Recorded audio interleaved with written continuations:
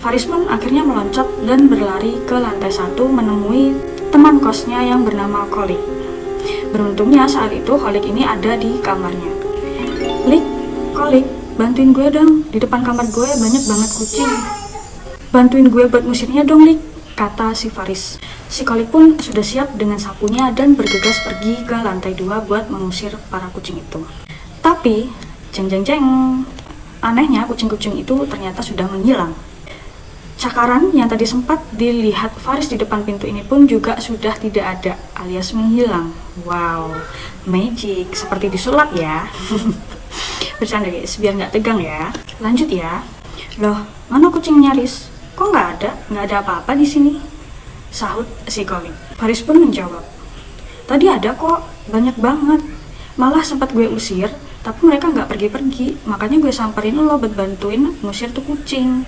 Swear, gue nggak bohong." Karena nggak ada apa-apa, Kholik pun balik lagi dong ke kamarnya. Sedangkan si Kholik ini duduk di atas tempat tidurnya dengan pintu kamar yang terbuka sambil menatap ke arah lorong-lorong. Dia ini sedang berpikir di dalam hatinya, Apa ini sebenarnya ada hubungannya ya sama kejadian semalam? saat sedang asik melamun, Faris ini kaget karena dia diperlihatkan siluet bayang hitam seperti kucing yang berdiri di depan kamar Faris. Siluet itu hanya menampakkan diri sekilas, lalu menghilang. Pikiran Faris mulai kacau nih. Dia memutuskan buat balik lagi ke tempat di mana dia menabrak kucing itu. Faris di sini mulai mengingat-ingat lagi di mana tempat pastinya ketika dia jatuh kemarin. Saat dia berputar-putar, dia teringat bahwa kala itu ada pohon besar dan dia meletakkan kucing hitam ini di samping pohon besar itu.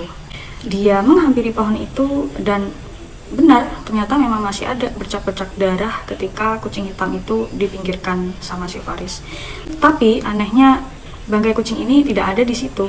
Padahal dia ini berencana mau ngubur si kucing hitam ini kalau memang dia beneran mati. Tapi setelah dicari-cari, dia tetap nggak nemuin kucing hitam ini. Karena nggak ketemu, dia pun langsung pergi dan mampir ke warung nasi karena dia juga merasa lapar. Dia beli nasi di warung dekat kosannya. Dan ketika dia membeli, pun bahunya ini ada yang menepuk dan ternyata itu si Kholik. Langsung dong dia basa-basi, Kholik, kamu beli nasi di sini juga?" Tapi si Kholik ini nggak langsung menjawab pertanyaan Faris. Dia justru malah balik nanya, "Baju lo kok banyak noda darahnya? Habis jatuh lo?" tanya si Kholik sambil heran.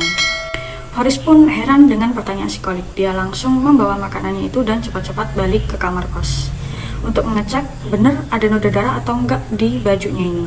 Sesampainya di kos, lagi-lagi dia mengalami hal aneh. Ketika dia membuka pintu kamar, dia melihat bahwa di kamarnya itu sudah dalam keadaan berantakan dan di sudut-sudut kamarnya ini sudah banyak banget bekas cakaran.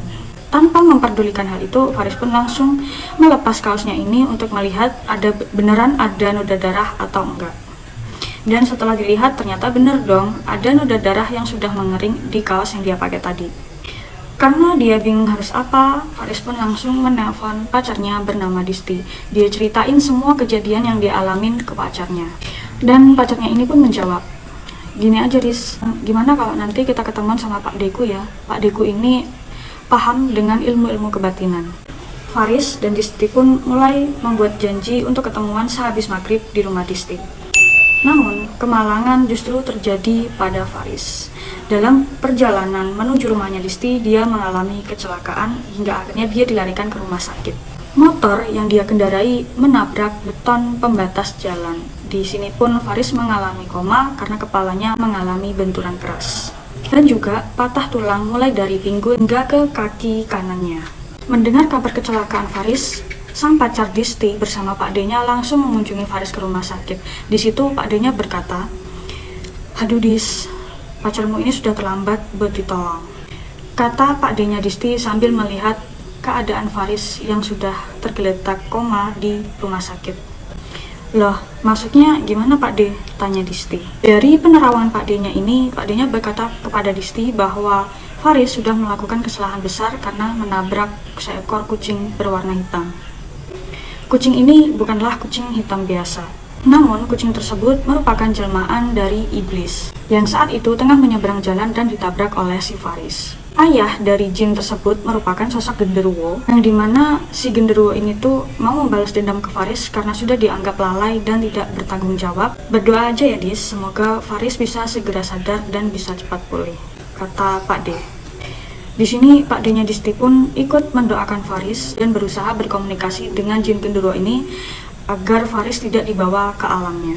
Setelah 2 hari mengalami koma, Faris ini mulai bisa sedikit demi sedikit menggerakkan tangannya dan perlahan-lahan mulai bisa berbicara. Disti diberitahu oleh Faris bahwa saat dia sedang dalam perjalanan menuju rumahnya Disti, dia kaget ketika melihat ada seekor kucing hitam yang menyeberang jalan, lalu dia membanting setirnya dan menabrak beton pembatas jalan.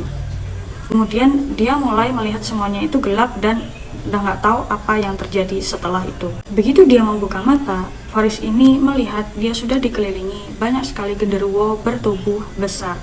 Tangan dan kakinya diikat oleh besi layaknya seperti seorang pesakitan. Dia diarak berkeliling sampai akhirnya dia dipertemukan oleh sesosok genderuwo raksasa. Saking besarnya genderuwo ini, Faris tidak bisa melihat wajahnya. Dia hanya bisa melihat sampai sebatas kaki genderuwonya ini aja. Di situ genderuwonya ini berkata, "Kamu harus bertanggung jawab. Kamu harus mendapatkan hukuman atas perilakumu. Jika kamu mau bebas dan selamat, maka harus ada jaminannya," kata si genderuwo. Faris ini pun hanya bisa pasrah. Dia terus mengucapkan doa agar ia bisa selamat dari alam itu. Entah sudah berapa lama Faris ini menunggu di sana sampai akhirnya muncullah sosok laki-laki parubaya yang tidak Faris kenal. Laki-laki parubaya ini memakai pakaian serba keraton dan menghampiri Faris. Pria parubaya ini berkata kepada genderuwo untuk melepaskan Faris dan dia siap dijadikan sebagai penjaminnya. Setelah Faris dilepaskan, dia berkali-kali meminta maaf bahwa dia berjanji tidak akan mengulangi kesalahannya itu lagi. Cerita si Faris ini langsung dibenarkan oleh si Disti, karena sebelumnya Disti sudah diceritakan oleh Pak D-nya. Karena nasi sudah jadi bubur dan Faris pun juga mendapatkan balasannya, tentunya Pak D-nya Disti ini adalah orang pintar yang memahami dunia spiritual, hingga ia bisa menjadi jaminan oleh si genderuwo untuk melepaskan si Faris. Faris pun sudah bisa menjalani kesehariannya lagi, namun kaki kanannya ini masih diberi pen akibat kecelakaan waktu itu. Faris pun juga dikeluarkan dari pekerjaannya karena selama 2 bulan penuh dia ini masih belum pulih. Terakhir, Pak D-nya Disti ini menyampaikan pesan ke Faris agar jangan menyepelekan jika kita menabrak hewan, entah kucing atau anjing.